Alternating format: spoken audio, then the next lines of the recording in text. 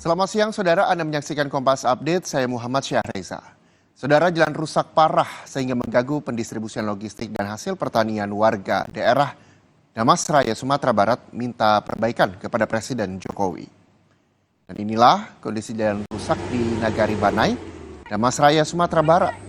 Sudah hampir 10 tahun jalan tidak kunjung diperbaiki.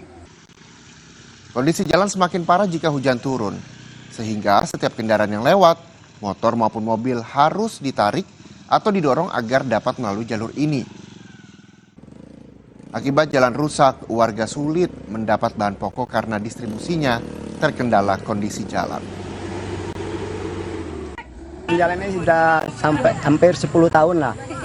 Kalau Bapak lihat lagi di sana jalannya, waduh, susah. Sampai-sampai nggak ada jual beras di sana, Pak. Membawanya susah.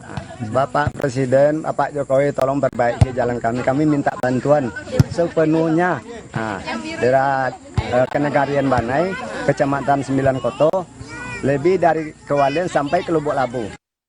Demikian Kompas Update. Selamat menyaksikan acara kami selanjutnya di Kompas TV, independen, terpercaya.